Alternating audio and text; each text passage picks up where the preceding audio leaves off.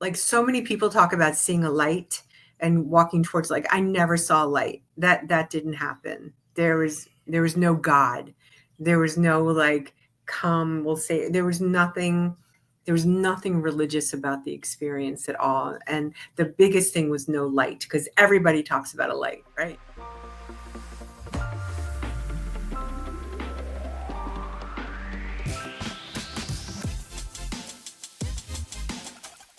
With you, Trey. Absolutely. It's so funny. I mean, how we've connected through a mutual friend and we live in the same town or city, and here we are having this conversation. It's funny how those things work. Yeah, well, Cindy Dale, who is the one that connected us, oh my gosh, I have so many magical things with her. It's unbelievable. I am married to my husband because of her, but also we just bumped into her in Iceland in October in You this just bumped in into like her? in this big restaurant shop. Just suddenly she comes walking across the hall towards me, and I hadn't seen her in person in probably 10 years. We do a lot of work together online, and I contribute to a series of her books, but I just couldn't believe she was right there. And she said she knew it. She said she knew I was going to be there. So when she said, you need to meet Trey, he lives in your state, I was like, well, of course that's going to happen. 100%. So And here we are. she guided you towards your husband or told you that you were going to marry your husband. How did she connect those So dots? Cindy used to do events at my bookstore for the chakra and heart-centered events and all sorts of beautiful things she did there. And I had I think she gifted me a psychic reading for my birthday. I think it was my 44th birthday, which was in May 2008. And during that time, I was dating a bunch of guys because I was single and I was 44 and I just dated a lot of guys. And I said, how will I know who the one is? Like, how do I know?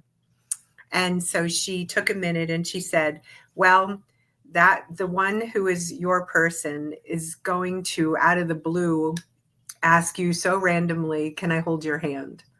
And I was like, okay, all right, noted. And I wrote it down in my journal, and then I went on my way. I met Larry in December 6th, 2008, to be exact. He walked into the bookstore and we just hit it off immediately. That's a whole another story. But in June of that year, we had been dating, but I was still dating the other men I was seeing. And Larry and I were sitting outside of a venue where we had gone to hear some Native American music. And I'd forgotten my reading with Cindy. That was completely forgotten, but I told you, so I've spoiled it. So anyway, Larry and I were sitting in the car, and I had just come back from Peru, and he had just come back from England, and we were talking about our trips. And out of the blue, he said, "Can I ask you? Can I just hold your hand?" And I said, "Yeah, sure. We can hold hands." And so we sat in the car and we held hands and felt some amazing connection. And the next morning I woke up and I went, yeah, it was like, oh my God, that is what Cindy told me to look for. That's what was going to happen. And I went and I pulled out my journal and I found that she had told me exactly that. He's going to randomly ask, can I hold your hand? and, um, and I was It like, sounds like a okay. song or something. Can I hold your hand? Yeah, right. Well, I broke Um, up with the other guys and then I married so you Larry. immediately So broke up with those guys as soon as that happened? pretty much. Yeah. Yeah. Wow. We were headed Wow. that way anyway, and that month he was already living with me, and we got married. We got engaged and married a year later. So yeah, Wow. That's so fascinating. So Cindy, who had a psychic reading with you, predicted that you're going to meet your husband. Didn't say who, but said this is the symbol that you should look out for, the handhold, and that's going to be your future husband. Wow. I I mean, know. so what does that say about like free will, right? Like, is there really a choice? Because she told me to look out for it and be aware of it. I feel that that just gave me this huge, like, global sense of awareness. Like, there's going to be a person out there who is the special one for you, and that one is going to say this at a time that you're going to be receptive to it, and you're going to know that that is your person. And so I feel like other people might have said that to me in the past, or even during that time. I don't know, but it was the way that it happened. I I feel there's that there are random things and that there's free will, but I also have no idea. The universe is such a mystery. I have no clue. But that happened. I remembered it the next morning, and it felt right. And obviously, we've been married now for 15 years. And it's great. So something So was it's worked really out. right about it. Worked out, right? Yeah, Yeah. for sure. It definitely worked out. Yeah. So like I really love your story. We both share an important date in our lives. Our birthdays fall on May 10th, Isn't that funny? right? Like that's a crazy Yeah. synchronicity. You I live in know. the same state, same area ish, and we both share the same birthday. And I think that's significant, right? Like that's the day that we both decided to come into this reality. And Well, I many years apart, though. yes, you know what I mean. Like maybe there's some type of same date. May 10th is important. Wayne Dyer shares the same birth date, I by the didn't way. realize. I forgot that. Yeah, and I look up to him as like a guide, or someone, a spiritual teacher, teaching me from afar, out of this reality, or non-physical teacher. I mean, some of his teachings just in general have like really just helped me with anxiety and internal suffering and the push and pulls of Mhm. just finding your way in this world, and then also in spirituality in general, there's just so many messages and teachings. I think he helps me just find that calm within that security blanket of just diving in to that internal world, that intrinsic world, and just kind of finding my own truth. It's not that he's giving me techniques, but more so like more confidence to go within and sit with oneself. And it's just cool how we share something all in common, right? Like the birthday. Who would have thunk? What year were you born? 83. 83. So we're exactly 30 years apart. Mm, Is 30 that years right? apart. 63, 73, 20 years apart. 20 years, 20 right? years apart. But still, though, what were you doing 20 years ago? I mean, 20 years in 83. That's when I opened my bookstore. Okay. 20 years ago, no, 20 years ago was 2014, 2004. Yeah, yeah. You I know what I mean, mean? we In were born 83. 20 years apart, but 20 years ago, and well, now it's 21 years ago, but I was running my bookstore then. Okay, cool. What were you doing 20 20 years years ago? ago? Oh, man, I was doing mischievous things, living that hedonistic lifestyle, searching for all the wrong thing, searching for life, but all the wrong things, Mm, wrong places, wrong locations. Definitely a 100% in the in the external and bars, I should say. mhm. And 22, I was definitely seeking answers, or I was searching for self, but not really having a model for that. Oh, Like well, looking. I mean, at 22, of course, I was doing the same thing. I had graduated college and I moved to Israel when I was 22 and spent the next 10 years there. But a lot of that time was in bars or cafes and doing a lot of the external. I think if you don't have that experience, it's very hard to have the other experience of going within. I had wild years. I mean, back in the 70s and 80s, and as I was growing up in high school, junior high and high school, and early college, those were the days of cocaine, quaaludes, a lot of alcohol, just before AIDS came into being. That was a time when I think so many of us found ourselves in this experimental stage of having a lot of sex, doing a lot of drugs, a lot of music, a lot of disco, a lot of dancing, and it all added up to something. For some people, maybe they continued on that path for a long time, but for me, it led to like, well, I did that, been there, done that. Now let's move on. And for me, also, it included like an eating disorder and all sorts of excesses, everything in excess: cocaine, quaaludes, alcohol, men, food, everything just over the top. There were no limits, there were no boundaries. And even, when I lived in Israel, it was all like that. So, but I think I needed that. I totally needed that so I can have that experience. And then as I continued on and eventually got involved in healthier things like yoga and meditation and Ayurveda, the ancient Indian science of health and healing, as I got into that and became a practitioner and, feel like I got myself more in balance, I wouldn't have known that was balance if I hadn't had the other side.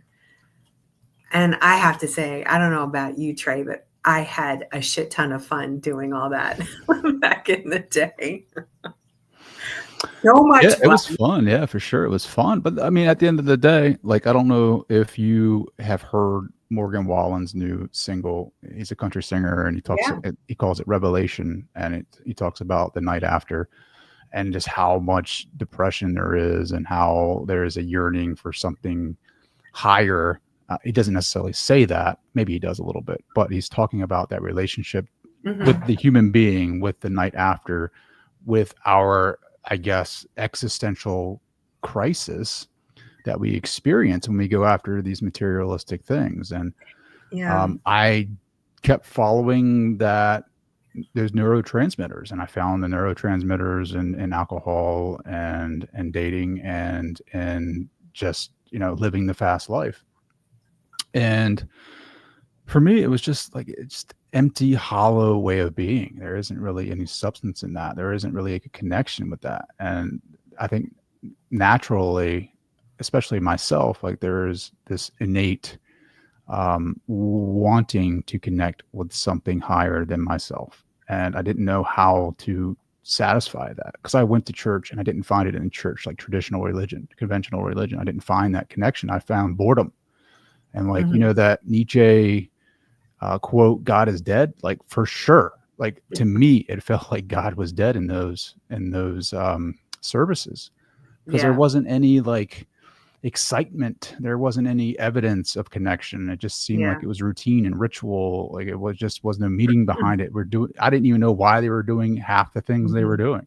Hmm. And so I found that connection in other things and I associated love with X, Y, and Z. And so I thought, Hmm. just from the model of reality that I had, that you obtain love through those things, those models of success, those achievements, and the women and the beer and all the things. And it was 100% not that. But yet, to your point, I think I did have to go through that to experience what I'm experiencing now. Do you think it's some type of initiation almost? Like, you Well, have to. they say without the darkness, you don't recognize the light or whatever the quote is. You don't know. Yeah, you don't know that there's something better. So some people just stay in that state forever, right? In the drinking and the drugs and the women or the men, excuse me, and they never really wake up from that state. So they never really see the light. And some people, I guess, like you and I did, we went through it. And also, I mean, I might, like I'm very Jewish, but I'm not religious at all. And I'm lived in Israel for a long time, but I don't believe in I don't believe in God.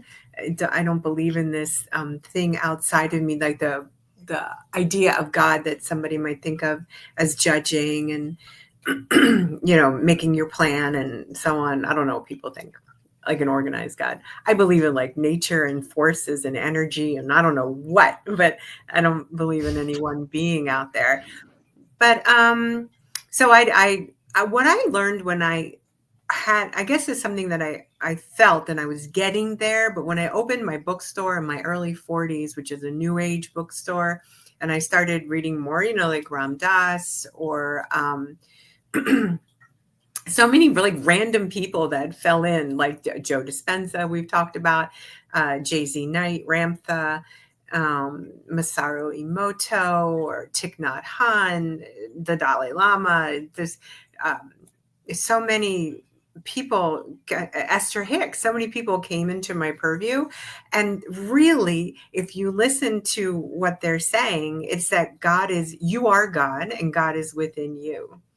And I had begun meditating when I lived in Israel. I began meditating and doing yoga. People in Israel after the army, they would go to India and then they come back, the young people, and you'd sit in their living room and chant Sanskrit and do yoga and meditation. And so in my 20s, I really learned that there. And but I didn't know what it meant. Like I didn't know what I was doing. I just like did it. And but I had no idea. So, but it was really good that I was doing it. And when I moved back to America in my early 30s, I started going to Vipassana insight meditation retreats. I had done a few in England and then in Massachusetts at the Insight Meditation Society. And the messages that you get from all of that is to go within. It's and finding your own inner wisdom, your own God, your own space, listening to yourself. Because what I really learned through all that is that nobody knows your way better than you. Nobody can tell you what to do because they don't know you. They're not inside of you. We are such unique individual people, which is probably why I fell in love with Ayurveda, because that's looking at the unique individual self. There's no one diet for everybody. There's no one exercise. There's no one right way to live.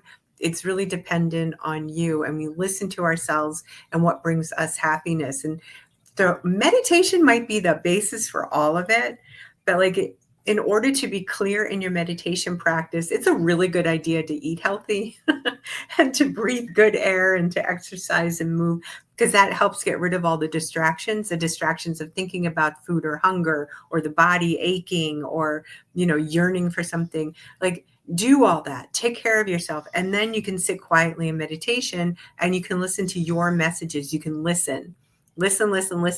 People I led meditation for a very long time, and people would say, well, what's the difference between prayer and meditation? So what do I know? I mean, Jewish prayer is different than Christian prayer, but I think prayer is about asking for something. Like I remember, dear God, please let me get an A on my test, right? It's like asking. And meditation is about listening.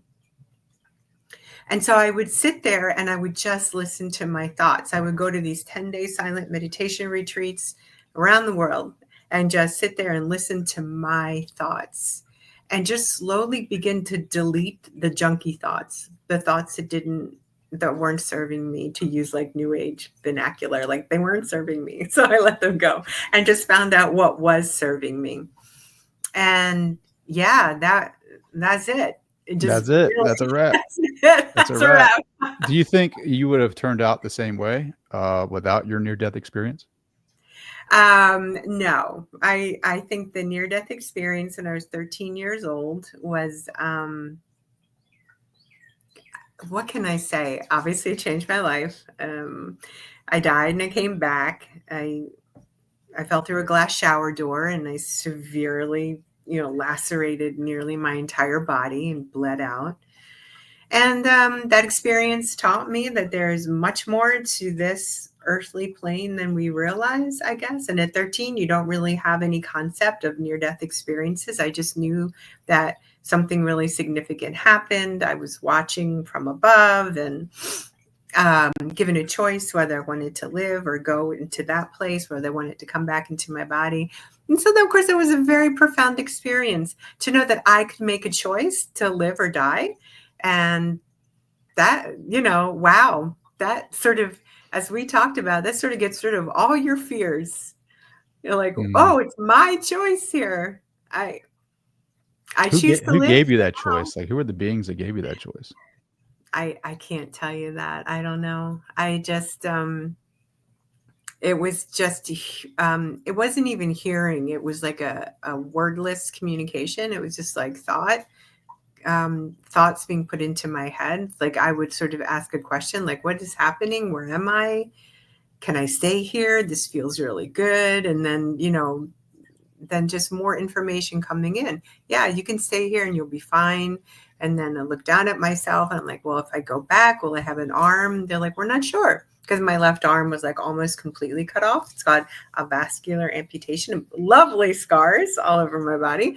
And it was just this ongoing conversation it could be with myself for all I know. Maybe it was with my inner self, my guides, my angels, my brain. I don't know. I don't think anybody really knows, but I do know that if people say they do know, they probably don't, because I just can't imagine that we really know had the answer. But whatever it was and whoever I was communicating with, it was very profound, and it just, it just said, you almost like, you want to go back, go on back into your body, go forth, see what happens, go do a big thing life and just do it. And I was like, okay, I'll do that. And that's done pretty much. What was it like words or was it like telepathic It communication? was, yeah, it was more like telepathic, almost like thought forms.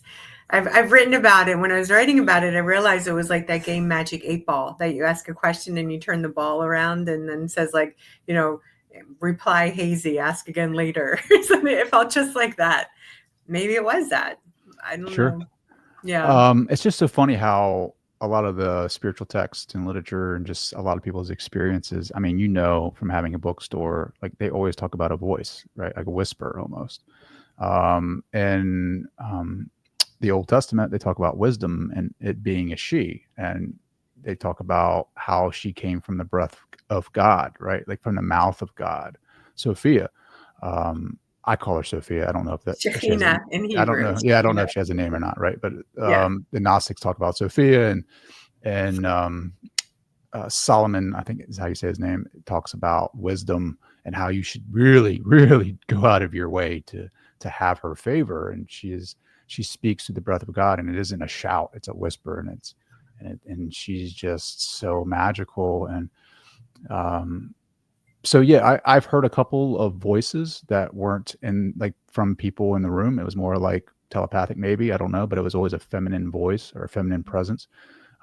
Did she have any gender, or I shouldn't say her, but the voice or knowing have any gender associated?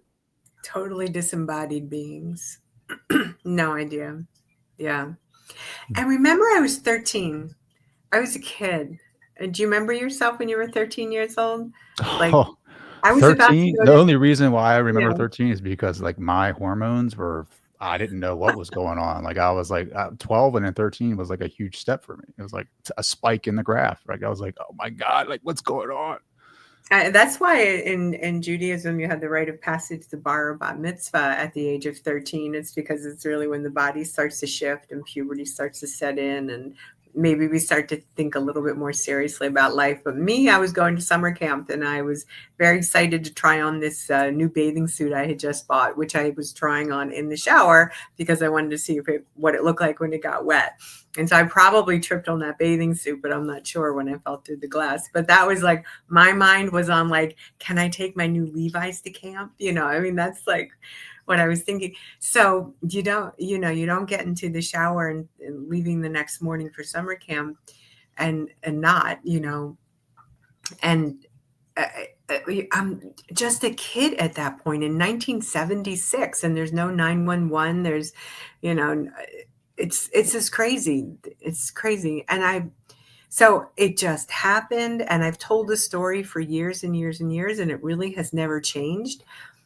And I can only hold on to that story. I can't make up or dig deeper into it. Like maybe that happened, or maybe it was like that, because now, and even then after my accident, people started giving me all these books to read about near-death experiences so I could see what happened to me, right? Elizabeth Kubler-Ross had just come out, there was Raymond Moody and other people. Um, and so what I read, but I almost knew, like, don't read too much because you don't want to change the experience you had. Like, so many people talk about seeing a light and walking towards, like, I never saw light. That didn't happen. There was no God. There was no like, come, we'll say, there was nothing religious about the experience at all. And the biggest thing was no light, because everybody talks about a light, right? And so I was like, very consciously, don't think there was a light because you never saw a light. So don't start putting that into your story. So I've had to really keep small my story to exactly what I remember happened to me. And I told everyone at the hospital, the paramedics and my mom and my sister who were there, and I kept repeating that story. as if I knew I had to hold on to it exactly the way it was. I did not want to be influenced by anybody. So it's so simple. I Mhm. hit the glass. I was out of my body. I was watching the scene. I was bleeding out. I was leaning against the door, and the water was running in the shower, and there was broken glass everywhere. My mom and my sister were there, and they were screaming, and you know, and I just watched it all and made it look. The whole near death experience itself, I would say max was 5 minutes, maybe a little longer, because I actually did see, like, my mother had to call the operator, and they sent a helicopter from shock trauma, and we lived in back of a golf course where I was in Baltimore County, and I saw the helicopter land on the golf course. And so it probably was more than 5 minutes, but it maybe 10, but it didn't seem like it was, I don't know how long, Sure, but I it's did different. see that. And then I saw the people from the ambulance coming one way and the people from the helicopter coming the other way and converging on me. And that's when I made this choice to come back into my body. There was also this thing, like, I'm 13 and I'm naked in front of all these men. It was like, So it you were was consciously aware of that when you were having when this I came observer back. effect? Yeah, When when I you came came back? back to my body, I was like, wow, I'm just like, but it was, it was like coming out of the Garden of Eden. For Sure. years, I said the Mm. place where I was like the Garden of Eden. So I Oh, guess it was wow. like Eve realizing she was naked. Well, I have a lot of feelings about that story as well, but, was there a life review at all? I mean, 13's a short life to review, but no? Mm-mm. And when you're experiencing the observer effect of reality, looking in on the people that are affected from you laying here in this pool of blood, like, how are you seeing that? Is it, like, clear as this vision right now? Yeah, that was really hard because I saw my sister on the phone in her bedroom, and I saw my mom run. I was in my mother's bathroom, my mother running in when she heard the crash. My mother starts freaking out. My sister runs across the house. And I was like, wow, I have to tell them it's not that bad. And that was one of the reasons I wanted to come back, was I wanted them to know, like, this might look really bad, but I don't hurt. Like, nothing hurts. I don't feel anything. And so I was very conscious of them. And when I eventually was able to come back, I was able to calm them down. When I could, when I came back, when I decided to come back, it was like I was slammed, like slammed into my body so hard. It was like I jolted upright. I was leaning on a door, and it was like I came back to life. It was just like I was reanimated. And I was like, it's okay. It's okay. It doesn't hurt. Put some towels on me or whatever. Like, I was trying to calm them down, to let them know it wasn't as bad as it looked. But obviously, it was as bad as it looked. But you don't, in my experience anyway, and in near death experience, I didn't feel any pain. But I also had a lot of nerves cut. The glass just sliced through nerves completely. There was no pain at all.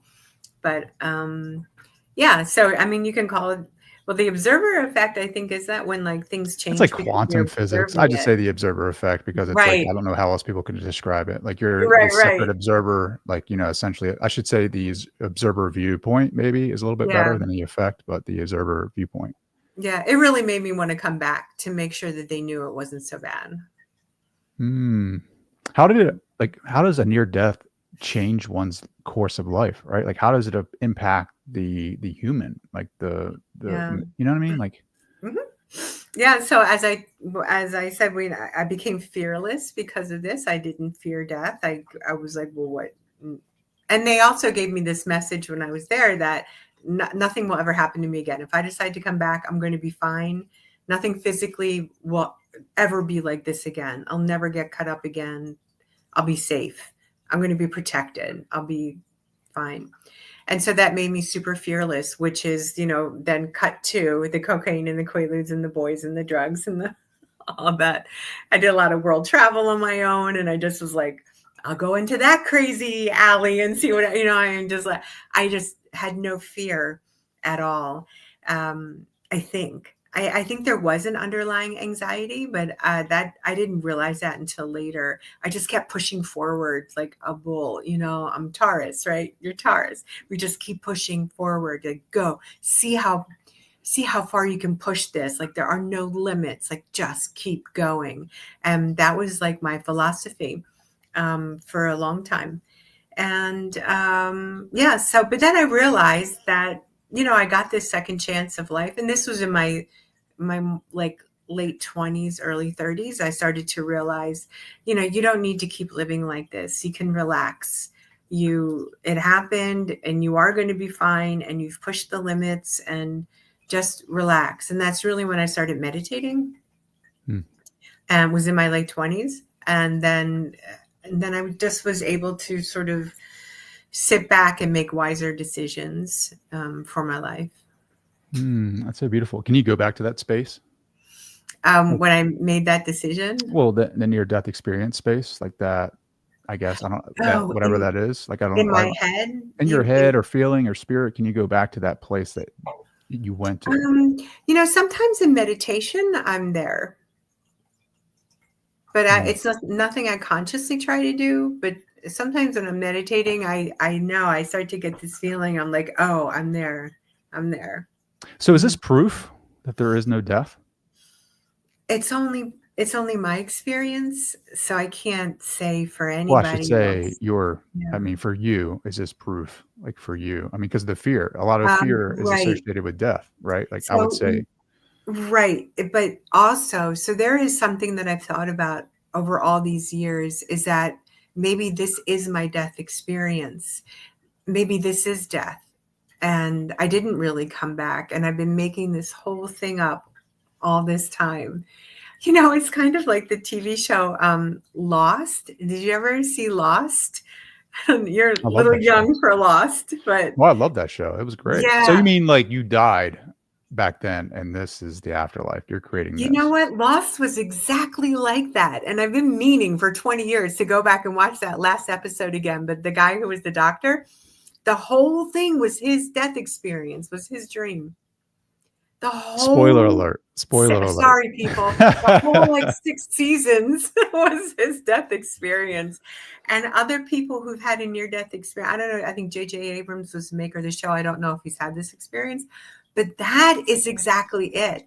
Because sometimes you look around and you think, wow, my life is amazing. How did I get here? I'm like, I could be making all this shit up. I'm dead somewhere, and I'm making this whole thing up. But then I'm very rarely bored. But in the moments of time when I'm bored, I'm like, no, I wouldn't make up boredom. I wouldn't make that up. So I'm not dead. I'm alive, and like, go do something. I've wondered that too. Like, there's a couple of books that I've read that are related to not near death, out of body experiences. Yeah. That these guys come back and they help with the transition period. And then they talk about the belief system structure outside of time and space and the non-physical, where people go when they die and they think that they're in heaven. So, I mean, it's not totally out of the realm of possibility that we could be possibly dead. And I mean, look at the quantum physics science, or the evidence of, the makeup of our reality, of being like, Yeah. energy structures that aren't really physical and Yeah. And non-local. at the end of the day, it doesn't make any difference. So I don't think about it too much, because I'm like, what difference does it make? If this is my death and all these beautiful things are in my death, that's cool. Sure. If I'm So you're in alive, heaven, right? Like, cool. you've died and gone to heaven, Well, whatever you want to call it, I'm not or sure. whatever. It could be Yeah, hell and for again, some, though. it's so unique to my experience. I cannot say this is. I can say to people, like, in my experience, I learned that death is nothing to be afraid of. But I can't take away someone's fear of death. I can only talk about my own experience with it. But yeah, that is a primal fear that people have, right? I don't know why, because like when you're dead, you're just like, you're not, you're just like not in this like thing maybe that we're in. I don't know. But so yeah, it's that whole experience totally freed me up. Also, being a 13-year-old with a lot of scars on her body, and I was like in a wheelchair, and I had all these casts on, and then I had braces on my arm and leg, and I don't have any sensation in my arm, and I don't have full mobility, but it's pretty good. But then I had to deal with that, too. And like I always thought I'd be like Miss America, and then I was like, nope, too many scars. No way you're gonna be Miss America. Like it's like a 13-year-old's like, I'm gonna win an Oscar. Nope, you got too many scars. But Mm. Well, there's that. when you were telling the doctors and your family members about this experience, were they just basically telling you that that was an effect of the brain, that happens when people have No, these traumatic incident? Like, what were they saying? no, everybody was very accepting. They'd heard it all before. I remember the paramedics saying to my mom, like when I came back, the paramedics were wrapping me up to this board. My ribs came out my back, so they thought my back was broken, but it wasn't. They were wrapping me up, and I was like, "Oh, this just happened, and this just happened," and my mother's like freaking out, and the paramedics like, "No, no, we hear this all the time. It's just the experience you had." And same the doctors, the nurses. They've all heard it exactly. Even in the 70s, they'd all heard this before. Nobody ever doubted me. That was great. That was very reassuring for a kid that nobody said, no, no, no, this, and they all said, tell us. Yeah, we've heard this. Other people have had this. It was a great experience all the way around. Mm. It was Oh, just that's the best they beautiful. could do. That's Yeah. beautiful. Did it like give you any insight about future events at all? Like moving to Israel or starting your bookstore? Did you have any intuitive knowing that that would Mhm. happen or take place? I'm not sure I would exactly phrase it like that, but something that has followed me, and maybe even before then, because my mother always said I was a very stubborn, willful child.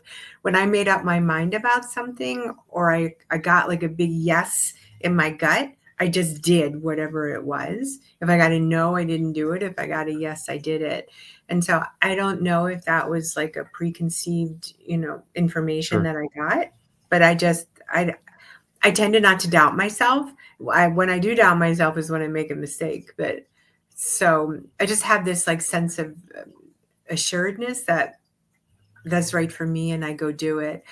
But there are things, like I'm a very big dreamer. I remember all my dreams and I wrote them down for years, and some things did come to be from dreams. And sometimes in meditation or other times, I've sort of slipped into this, I guess, like a parallel universe, or like I believe that there's multiple timelines that we're living in. And this is just something I've come to believe because I don't know that we're just even here on Earth, that we have this planet and like all this shit around us is like weird, right? It is It's like, weird. yeah, commerce and travel and packaging and like I don't know, like it's all weird. It's like how do why do we eat things that come from another country instead of just in our front yard? It's weird, right? Um, so I feel like that there are many multiple, maybe a million timelines happening at the same time. And so something that happens, you mentioned before that sometimes you hear like a feminine voice, or you hear a voice tell Mhm. you something. So I feel, and I have for a long time, that sometimes when I'm about to make, just like even say turning right instead of turning left, I might hear like a whisper that says, no, turn right, turn right. And it's so instantaneous. It's almost like I don't think it. I don't know where it comes from, right? So I just make that move, choose that person, call this number now, pick this flight, not that flight. It's like it's a nudge in that direction, because I think there's a Susan in another timeline who made the wrong decision. Mhm. And she's a millisecond behind me. And so she can say, no, that way, that way. And I feel like I've heard that for so long that I don't even think about, like, I didn't even think about it when we were talking, but it seems like a natural way that I live is that I hear this message, and that's that big yes in me, because I was told by Susan somewhere else in this huge timeline, multiple multiverses or whatever, which way to go. Sure. Did you hear that voice about starting your bookstore? Yeah, that was so clear. I don't know if it was a voice, but like I was in working in PR marketing, and I was in Los Angeles. I was living in Baltimore, but I was in Los Angeles for work. And I always loved independent bookstores, and I went to the Bodhi Tree bookstore, which is a very famous New Age bookstore in West Hollywood. And I just walked in and I started walking around like almost like in a daze. And I saw a reincarnation section. I'd never seen a bookstore with a reincarnation section. This was in 2002. And I just stood in front of that section and I thought, oh my God, I could have a bookstore with the reincarnation section. Because in some ways I feel like I was reincarnated, and which I guess I was. Um, and I was like, I'm going to open a bookstore and I'm going to call it Breathe Books and I'm going to do this and I'm going to do that. And I walked around that bookstore taking mental notes. And then I walked down the street and sat in a Japanese tea house in West Hollywood. And I started to write out a business plan. And 2 years later, I opened the bookstore. Wow. Yeah, some of the questions, not questions, but some of the authors that you were talking about earlier have been some of the biggest influencers on my spirituality. I'm I so rem happy about that. Yeah, I remember reading Jay-Z Knight, Ramp the book, the White Book, and just Mhm. being like, "Wow, I don't know if this is like if this guy actually exists, but some of his concepts and philosophies on life is like right aligned with what I'm thinking Agreed. or like hypothesizing that this reality is." Yeah. And coming from a woman who is channeling an entity who's thousands and thousands of years old, it could be just a part of her personality. I don't know, right? But some of the some of the knowledge or wisdom that's coming from this book is like, wow, like how can someone ever make this up? Right. So, what were some of the most influential authors? Like, did you get to meet and Yeah. hang Oh out my. with? Yeah, yeah. Well, we had Jay-Z Night and we have Masara Emoto. My bookstore opened the same day that the movie What the Bleep Do We Know opened in Baltimore. So I sold books at the Senator Theater where the movie was showing for like 2 or 3 months. And I got sort of known and all those authors, Joe Dispenza and everybody started coming to the bookstore. I think some of my favorite, one of my favorite writers who came was Daniel Pinchbeck. Hmm, And I don't know if you've, okay, I've never Daniel heard. Huh. Pinchbeck, write that down. Daniel Pinchbeck had a book it was called The Return of Quetzalcoatl in like 2007 or 8. Or this was a time period when they thought that the Mayan calendar was coming to an end in 2009 or something. And people were afraid that the whole world was going to stop because the Mayan calendar was coming to an end. And so there was just like a lot of discussion about that. But the Return of Quetzalcoatl is, I feel like Daniel Pinchbeck, who's a New York writer. He's a really cool dude, and pouring his whole like philosophy. He has a lot of books, but into that. So he was great. I did a lot of events with him. Graham Hancock came from England. He's amazing. I had an event with the two of them together, interviewing each other once. People who would come back again and again so I could see their growth. Richard Bartlett, who does a type of quantum healing, started out in my bookstore with like 15 people, and then we were doing like 400 people in an auditorium, and he was great. Um, uh, Geez, it's so hard. I had so many people. Um, I can't even think of all their names. I should have prepared. Lynn, what's her name? My husband would remember Lynn everybody. McTaggart. I don't know. Yes, Lynn Yeah, McTaggart, yeah. thank you. She was there. And Stephen Farmer, a lot of the Hay House writers, and Ted Andrews, Spirit Animals, and Native Guides, and so on. We did a lot with A Course in Miracles, too. Had a lot of different speakers on A Course in Miracles. Being And around those people, like being around all of these authors who have changed people's lives and transformed, I mean, thousands and thousands of lives. What is it like to be in that energy? Like what is it yeah, like to be around them? yeah. So something that happened, because my bookstore was open for over 10 years, and I would see people coming for these events, and I would see them glomming on to different people, like, oh, he's the one, she's the one. I'll follow this. I'll do this, that deck of cards, those stones. I need a rose quartz. I need an amethyst. I need a hematite to keep me grounded. Or I need a rutilated quartz. At some point I would say to people, stop. You've bought enough, you've heard enough teachers, you've read enough books. Just go home and meditate and see what the truth is for you. I mean, that is a crazy thing for an owner of a shop to do. I say, stop Sure. buying Stop things. buying books. I own a Yeah, books. That's like cool. I'm sitting here surrounded by crystals. You don't know how many crystals. I love crystals. They're everywhere around me. But at some point, like that's nice, but just, hold your crystal and meditate or do your chakra work. I love, like, this stuff is ancient, right? So all of these people like Richard Bartlett and um, Joe Dispenza, they touch on really ancient 5,000-year-old teachings. In Judaism, there's Kabbalah, there's a tree of life, there's, in Hinduism, they all overlap, right? In Hinduism, it's the chakra system, and yoga was about doing these movements of the body so that you could sit more comfortably in meditation for a longer period of time. That's what it was about. It wasn't about sweating in some room. It was about opening up your hips so you could sit quietly in meditation and have good lung capacity for breath work and so on. So I love touching back into the ancient wisdom and bringing that forward to people, but acknowledging that. And just to bring us all the way full circle, that's something that Cindy Dale does so beautifully. And I mean, that woman has written like 40 chakra books. I actually have her new book right here that she sent me, Transforming the Legacy, the Subtle Body Approach to Honor and Heal Your Inherited Lineage. I Oh, haven't wow. read Look it at yet, that. but I just got it. So Cindy is constantly going back Yeah. into, She's got this one too about athletes, how to fantastic. energy Yeah. work for the everyday athlete. I'm actually in this book, by the way. Oh, that's great. I'll have to look at that. So she acknowledges where the wisdom comes from.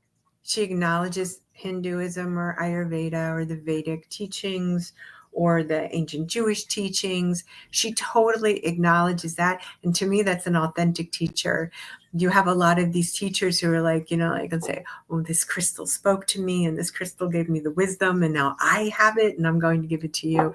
Now, the wisdom has been here, I think, since the earth, was created. Well, let me There ask you was this. So, wisdom. the ancient wisdom, ancient societies, mystery schools. I mean, you lived in Israel for 10 years, right? Yeah, One of the most sacred sites in the world. I know. What was that energy like? Crazy. Yeah. Absolutely crazy, insane. And I didn't know the word energy like when I was 22 and I landed there, but I was just like, ah, I'm home. Like I never felt more connected, more myself, more aligned than when I landed in Israel and dug into my life there. Yeah, I went through like a lot of stuff, but I just, it was all a process of look, I don't want to sound all new agey, but there was like a process of downloading information, like boom, boom, boom, boom, like it is coming at you. This just happened to me again last weekend. I was staying in someone's house in Hudson, New York, and I knew it was Native American land. And that night, it was just like boom, boom, like I felt like I didn't sleep at all, but my Apple Watch told me I did. But I didn't think, I thought it was this constant information download that you can't even make sense of. It's so fast, you don't even hear the words. You have no idea, but you've been given a download. And that's kind of what happened to me in Israel for years. It was just downloading information. What do you think? Because of your near-death experience, you became all like Maybe you open up hypersensitive to different dimensions. maybe like another like new age term, like opening a portal. Maybe that happened. Maybe a portal opened. Maybe there was a slit in time where I go back and forth in. I don't know, but something happened. And something happens to me in different places, like Glastonbury, England. I also had this unbelievably intense night I'll never forget. And that was like in 2007. It was like whoosh, whoosh, whoosh, whoosh. Like you just hear, it's just like you can't grasp what's happening. You just have to breathe. And you just something is happening to you and you just breathe through it and you can't make any sense of it. And the results of it appear later. So I think that happens to me a lot. That happened in Israel. I've been in many sacred sites in Greece, in Egypt, in Turkey, and Cyprus. Like I've been like at sacred site. My husband says I'm a sacred site, which is so sweet, right? He says, because I've touched these sacred sites that I'm a sacred site. And that feels really cool. And it's just in there, like it gets in you.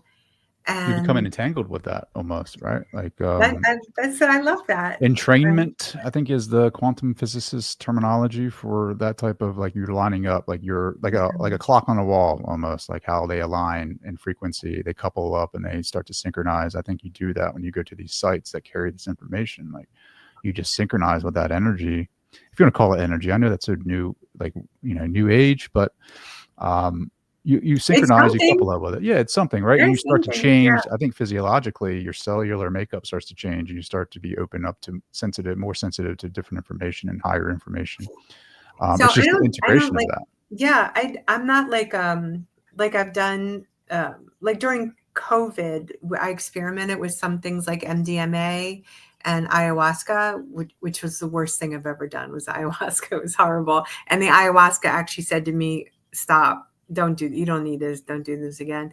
But I had done psilocybin mushrooms grow on our property for some reason. I think my husband says he manifested them. So the first time I did psilocybin, um, I was probably like 10 years ago, but I got some really clear messages from the mushrooms that felt like the downloads I get, except that it was very clear. Like they told me how crop circles were formed, which was, I spent a lot of time in crop circles in England. And Really? yeah, they showed me that it's water coming up from inner earth beings in the center of the earth. It's these water patterns coming up from underneath and creating these perfectly symmetrical patterns. That makes as much sense as anything else for So it's crop not like circles. UAPs coming in on top of it and like creating it. So it's The under mushrooms told me is underneath, the but mushrooms. I bring up the mushrooms because they also said to me, "You're 4 steps ahead," and they said you've always been 4 steps ahead. And my husband was with me when I was doing this. I was like, I'm 4 steps ahead, and so it just seems that the my downloads maybe that I get that I don't consciously know what the messages are, but they make me 4 steps ahead. And I think that's what the mushrooms were telling me. Like, don't worry, you're always 4 steps ahead. And and I'm like, okay. So So what I do you think do that with that information? yeah, Like, what do you do with that knowledge, right? Like, what you is there can't do responsibility? anything. You can't, no, I don't think so. You can't do anything with it except live your authentic life. I think, and say yes when it's a yes. Go for the opportunities. Do what makes you feel good. Don't do things that don't make you feel good. If you want to eat the ice cream, eat the ice cream. If you want to sleep until 10 o'clock, sleep until 10 o'clock. But then your body's going to say, you know what? I think getting up at 7 feels better and maybe not so much ice cream. Like you just like listen and you get into sync with it. And yeah, I don't think you need to do anything with it. Look, I've written a number of books that just came to me. People said, will you write these books? And I said, sure. So I have these beautiful books out in the world. That's really cool. I have to say, I don't feel like an ambitious person. I feel like I go with the flow. And that's something Esther Hicks talks about all the time is like go downstream.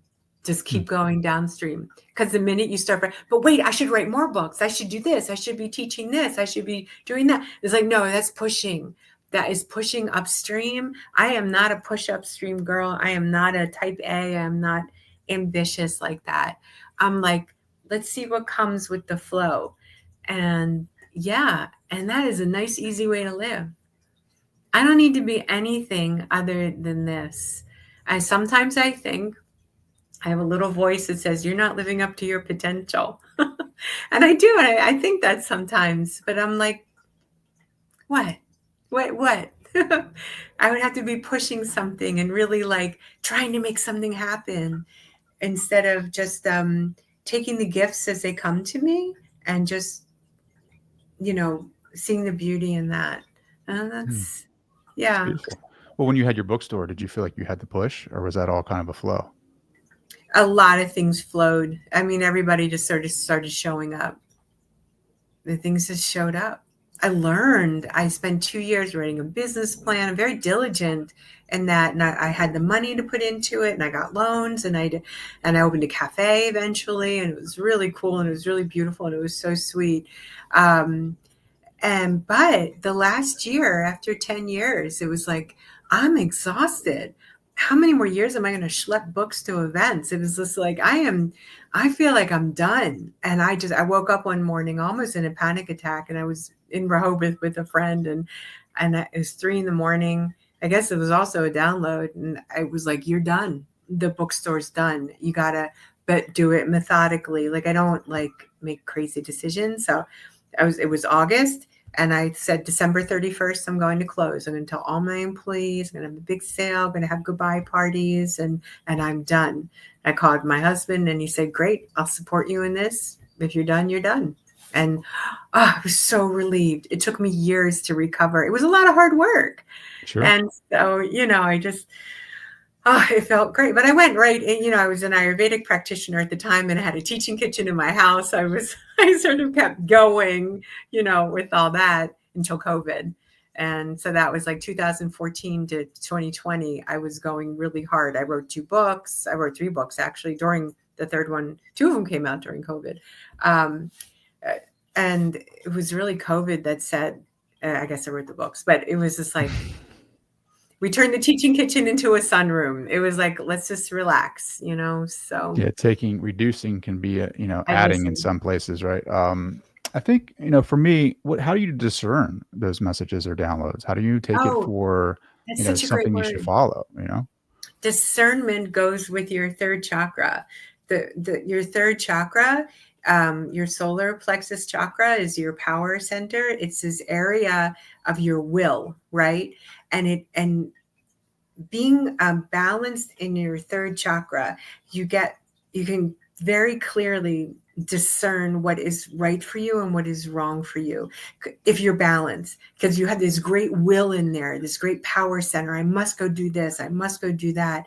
And then you stop and listen. Like, I guess that's your throat chakra, is listening really, and discerning the messages coming from your power center. And it goes with age. In your 20s, 30s, 40s, it's like go, go, go. In your 50s and 60s, it's like, whoa, let's look at this a minute. Where are we going? What are we doing? And what's the purpose of it? And so it definitely is tied to age. It's tied to you just have to discern your own messages. Nobody else can do it for you, but and look at where you are. So in Ayurveda, we have the doshas, the Vata, Pitta, and Kapha doshas. Vata is air and space, Pitta is fire and water, and Kapha is earth and water. And we're made up of all these elements, right? And so Pitta stage of life is that stage from like puberty to about 50 or so, when you all that fire, that third chakra, all that fire is go, go, go. I have to become this. I'm, maybe make a family, excel in my job, and so on, or whatever. But then you go into your stage of Vata, which is air and space, where suddenly things become more spacious, and you can still move a lot with that, like become more creative, and look at all the shiny objects around you. I want to learn this. I want to do that. I want to paint. I want to write. And so you just go into that stage, and you just go with it. And so you're discerning based on the natural flow of life. So Ayurveda, which we didn't talk about much, but I think that gives us this framework for how to live our lives according to each age, and creating the balance within us. Beautiful. I think you're the right person to ask this, since you've seen so many different authors and, a shit ton of literature. What's the biggest misconception in spirituality? I think people think that they need to have a guru, that they need to find their teacher, when I believe that the teacher is within us. And so I think people are always like looking out, like maybe that's the one, that's the one, that's the one. They're all, it's like the Wizard of Oz. It is exactly like the Wizard of Oz. Dorothy goes down the path, and like, oh, the lion, he has courage. The straw man, he's got a heart. Or the tin man has a heart. I don't know what. It's always out there, right? And then when she meets Glinda the Good Witch, and she's like, Dorothy, you've always had this with you. It's the ruby slippers. Oh my God, I'm getting chills because it's the ruby slippers. But you know what color are the ruby slippers, right? They're red. What color is your root chakra? Red. It is about being grounded in yourself. You have the answer with you always. You do not need to reach out and take from this one, take from this one, take from this one. You've always had it. The Wizard of Oz is like amazing for this information. And I think all the characters in the Wizard of Oz are different chakras, is how it seems to me. I think somebody wrote a book about this. I'm not sure. I'm not the only person who Probably has. Cindy Dale. I'm sure she I'm not has. sure. I'm not the only person who has seen this parallel with that, but it's always been with you. Mm, And so I feel like look outside yourself a little bit, learn, see, and then use your own discernment, get clear on the messages that are meant for you and listen to yourself, but don't give it away to anybody else. That's when you sure. get in trouble, when we follow these people that are in it for themselves, not for you. Well, how do you discern those types of people, right? Like, because I feel like you've met so many It's different spiritual clear. teachers. There It's are so false clear. gurus for sure. Yeah, Trey, it's so clear. I wouldn't let them do events at my store. I don't know, just use your intuition. You're like, what? Why? What is this person teaching, and why are they teaching it? It's like, Well, I don't it's know all if there's about like a them. commonality or a marker that you specifically look I think for. there's you feel huge ego. It's like I see the ego walking in the room before I see the person, and then I'm like, that's a no. When I feel the ego, I'm like, go someplace else or do some other work and then come back. It's no ego. And that's something else. All your people that you've talked about, Ram Dass, everybody, it's about letting go of your ego. That's Mm, the only way we learn. Otherwise, we think we know it all.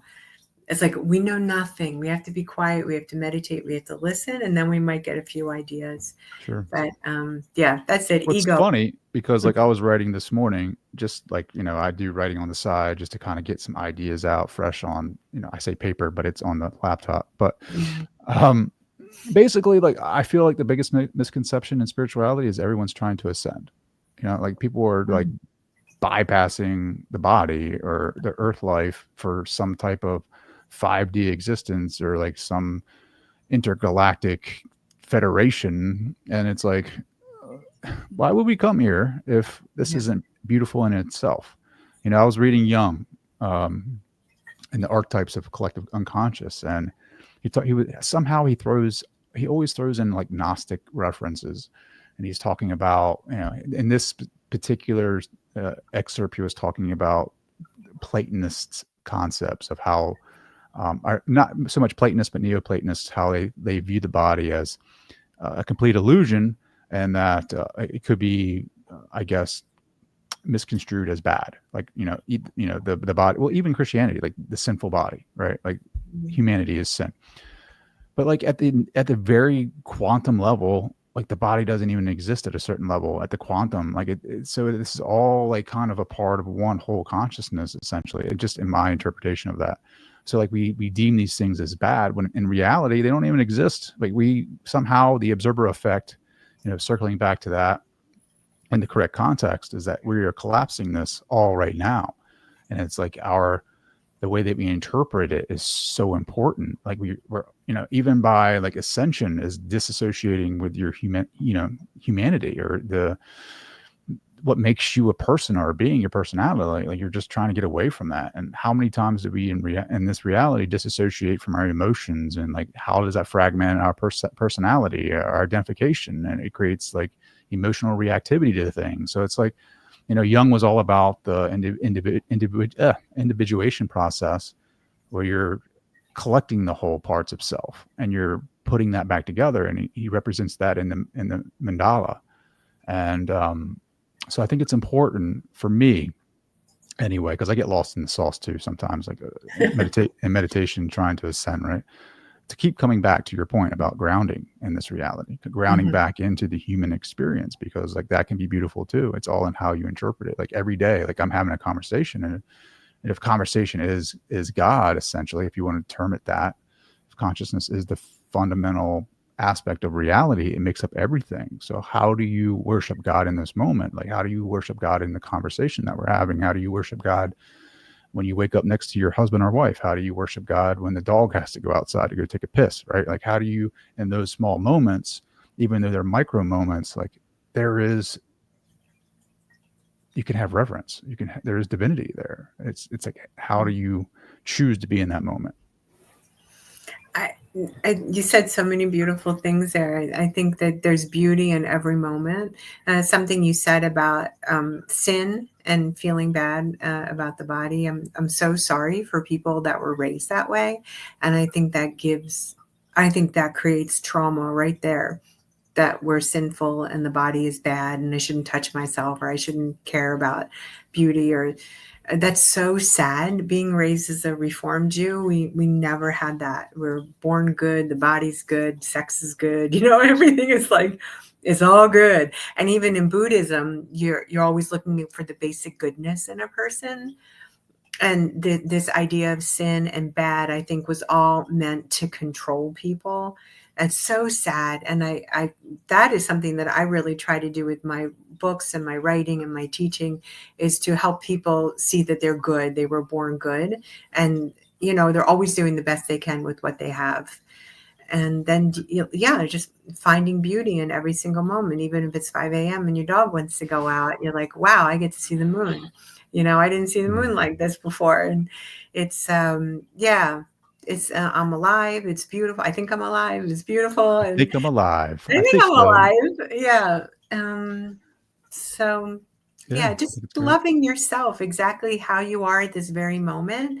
Not like, I need to lose 10 pounds, or I need a better boyfriend, or my job sucks. It's just loving yourself at this very moment as much as you can, and then moving towards more self-love, and then service. I didn't even mention this. I really think that all of this, I used to say to my meditation students, um, you need to get over your shit so you can help someone else get over their shit. That's all we're here for. There's a saying in Hebrew, tikkun olam. Tikkun olam is like the our essence of Judaism. Tikkun olam means repair the world, but you always start with yourself.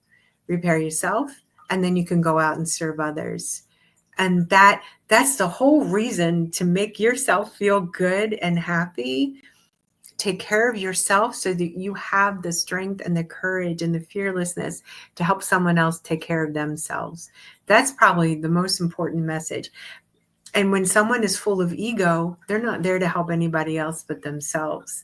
So we want to just let the ego go to the side, and be present, do what we need to do for ourselves, and then offer someone, what do you need? How can I help you? That's it. That's it. Susan, thank Trey. you for this opportunity to connect. I think this is such an important conversation. How can people find out more about you? How can they buy the books? How can they connect? Okay, great. SusanWeisBohlen.com. I'm sure you'll put my name up there, SusanWeisBohlen.com. And my books are available everywhere. Seasonal Self-Care Rituals, the Ayurveda Beginner's Guide, and Beginner's Guide to Ayurvedic Home Remedies. And I'm working on a memoir for those crazy years between 20 and 30. So that's going to be so much fun to read when I finish writing that, I hope this year. And I do Ayurvedic consultations, and I've taught meditation and Ayurvedic cooking even for years and years. So I'm here for whatever people, need to make themselves feel better. I'm here for it all. Susan, thank you so much for taking the time. You're amazing, Trey. Thank you.